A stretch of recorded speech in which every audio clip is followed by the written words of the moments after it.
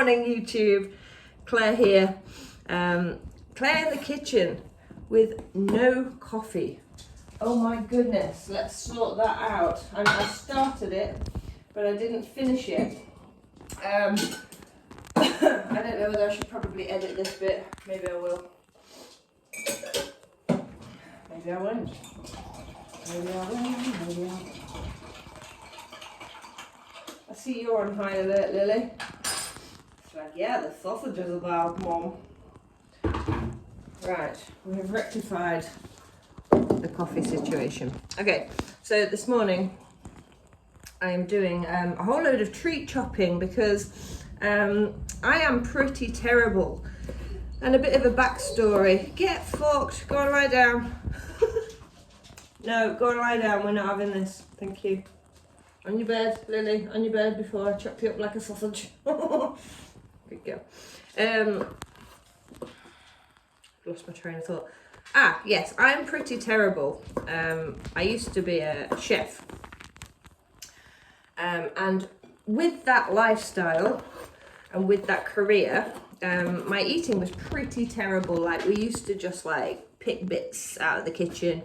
Oh, there's a calamari left over. Oh, that fish wasn't wanted. Or I'm making it sound more extravagant than it was. Saturday night, the suet pudding, there's 2 left or whatever. We just used to pick. And for years, my eating habits were pretty terrible. And I can't deny that they probably still are today.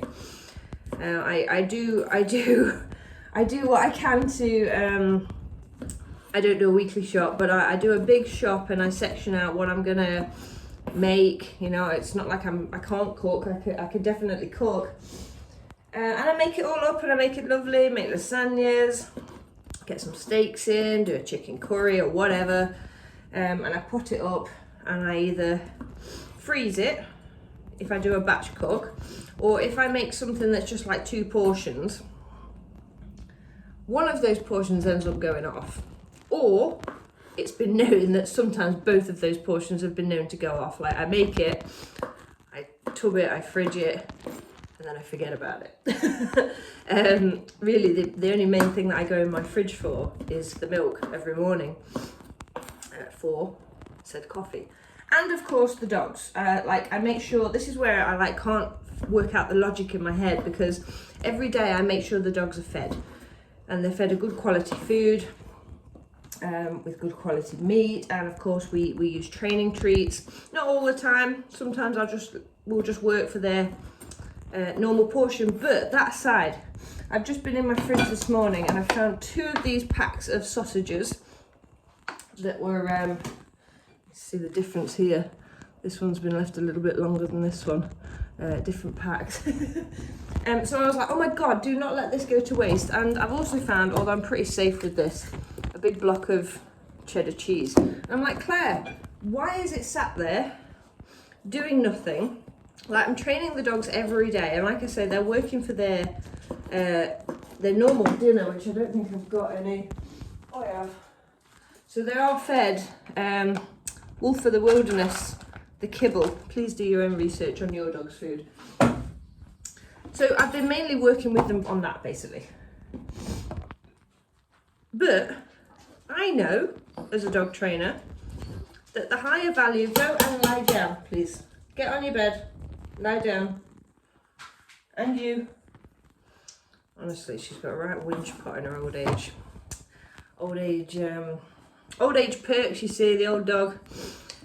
Where was I? But I know, as a dog trainer, I can use the dog's dinner all day long and it will work. They will all work for their food in locations that are the norm, so should we say. So if it's in the house, they'll work for that all day long. Even if it's in the grounds and up on the field, they'll work for it all day long.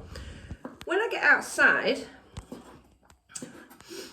which is very rare in the winter, outside of the ground, should we say, the girls, well, Lily more so, will work for her dinner all day long. Doesn't matter what we come up against, doesn't matter where we are. A shitty biscuit, as I call it, will do the job. But when we get to like Sky, for example, there's not much wrong with Sky. She's a bit whingy and she's annoying me this morning, but that's as bad as it gets with Sky. She'll work for a ball. Digger and Hunter need more higher value stuff. Not so much with Hunter now because I've done a lot of work, but like when I was doing his reactivity training, like even this cocktail sausage wouldn't have cut the mustard.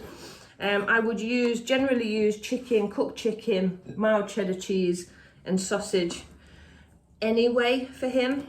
But if we came up against a dog that he was absolutely shit scared of, if my distance wasn't right, I'd fucked it basically. But if he saw a dog in the distance and everything else was right with it, it had to be, I say cooked chicken, it had to be cooked chicken, it had to be cooked beef, it had to be something that was hugely reinforcing for him and something that he didn't get very often. Now, I can already almost hear you saying, oh my God, that's a lot of sausage and that's a lot of cheese and that's a lot of high value food. I know it is, but scientifically there was, I won't bore you too much, especially on this morning, but there was a study done with, I don't know whether it was rats or chickens or what, I've not had enough coffee this morning, but basically they worked out the repetitions. So for, let's just say it's a shitty biscuit, it would have been whatever this animal eats. They did, I think it was 20 repetitions of pushing a buzzer before the animal got it with the shitty biscuits. And it took 1 repetition when they used a higher value reinforcement with a different one. Now, I guess there's a lot of variables in that. Well, how old was the animal? What was the previous learning history? Had the animal done training before? Etc, etc. Was the animal incredibly hungry? You know, there's a lot that can be questioned on that.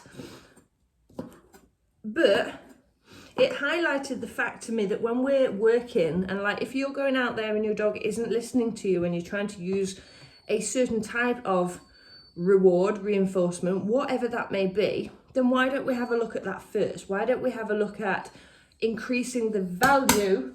Shut up, or I'll chop your little nose off. It's just that annoying, like, I want some sausage, I want some sausage, I want some sausage. You were not getting any fucking sausage in that state. Let's first have a look at what we are using. Is it valuable enough to your dog to want to work for it? And that's probably one of the easiest things you can have a look at before you start saying, oh, or potentially start saying the training isn't working, this, that and the other, I'm doing something wrong, blah, blah, blah, blah, blah, whatever excuses that are coming up. First, have a look at what you're trying to work with. It's the simplest thing that I can tell you. And just coming back to oh, that's a lot of sausage and that's a lot of cheese. Yes, it is a lot of sausage and cheese, but I would much rather get my dog's mental state right, especially like with Hunter, his was like fear. He was shit scared of other dogs, so why would I not want to help that? Yes, we got weight gain for the amount that I was using, but I can fix that at any point. And I did fix that at any point, although he's probably carrying a little bit more than I'd like him to right now. Back then, yes, he did put weight on, but it's nothing that a diet can't sort out at a later date, which we did. So don't worry too much, especially in like, if we're looking at just general training, puppy training, sit down, stand, heel work, starting off on recall training and stuff, don't worry too much like what you use. If your dog will work for biscuits, then let's do it. It's just general training stuff. But when we're working on like really rewiring the mental state of a fearful dog, an anxious dog, a stressed out dog, even a frustrated dog, these dogs are not in a good mindset when they're kicking off, barking the way they're doing. Really have a look at the value of what you're trying to use. I have, this may be really, really sad, but I don't care because it works for us. I have a structured tier of what I use and when. So I pretty much just said we use biscuits and stuff in the house, just their general dinner portions. and it's okay. If I want to nail a behaviour pretty quickly, or I'm in a setting where I need higher reinforcement, I will use higher reinforcement. What I've just said there as well is with anything like this, like if I'm using high stuff, fatty stuff, just like this, then I know what my dog's rough daily allowance is. So as an example, Hunter has 400 grams of kibble every day. So if I'm weighing out, let's say I weighed these sausages and he had all of them, how much does that weigh? Let's find out. I'm not going to do it right now. I should probably put that on first so we know. And I just deduct it from his dinner portion. Yes, it's got more calories. Let's have a look at how much that all weighs. So that is bang on 200 grams. So when I would feed him, he would just have 200 grams. Look at Sky seeing if there's any fallen off on the floor. Too sharp, lady, too sharp. I would just give him 200 grams instead of 400 grams of the biscuits, because he's already consumed that amount of cheese. And yeah, like I say, this is more fattening than a biscuit would be. But I don't care, because as long as it helps him and it helps your dog, use what they love. If your dog isn't like wide-eyed when you pull out a type of reinforcement, toy, food, whatever, you're doing something wrong. And when I talk about wide-eyed, I'm like, they really want it. I'm probably going to go into a whole other topic here, but I don't mind, especially in barking dog training, especially for worried dogs, if they jump up and try to get the biscuit out of my hand, because it shows that they're comfortable, it shows that they're happy, and we definitely want more happy emotions. We can fix jumping up at any point. I want that dog like proper eager to get what I have, because it shows that they're in a good mindset. So I just wanted to share my chip chopping away this morning and a little chat on foods that I use. Disclaimer, and I'm going to say this, go and do your own fucking research on this, please. I know my dogs are okay with all of the foods that I've mentioned, but there are dogs out there who have allergies. So if you feed a piece of cheese and say, oh my God, Claire, my dog had the shits for the next 3 days after, that's not my fault. You have to check this stuff and be aware of it. Go and check. If cheese is too, what's the word I'm looking for? If cheese is too rich for your dog, use something a bit more, like, I don't know, cooked chicken or whatever they can have. Have a look at what they're currently being fed on. Are they okay with the chicken kibble that you've been feeding them for the past 6 months? Well, big indicator there. Let's have a look at using cooked chicken, fresh chicken. I know that dogs have sensitive stomachs as well. This is another one. I keep German Shepherds. As it stands, touching wood in every single place that I can think of, we don't have massive issues with sensitive stomachs.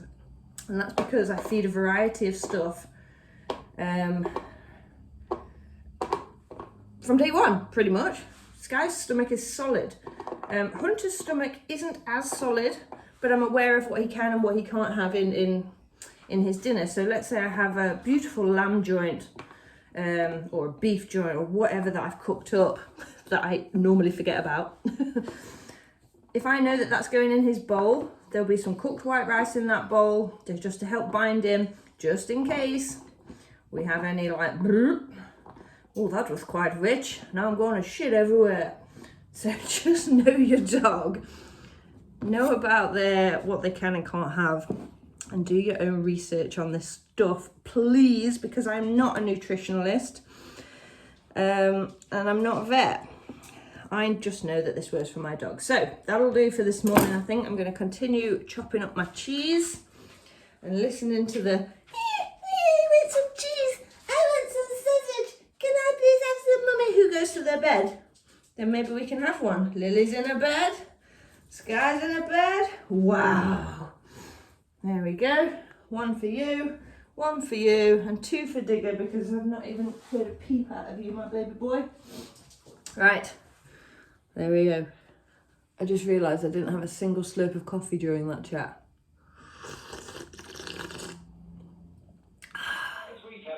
Bed. Chemical technologies help reduce queuing in the store.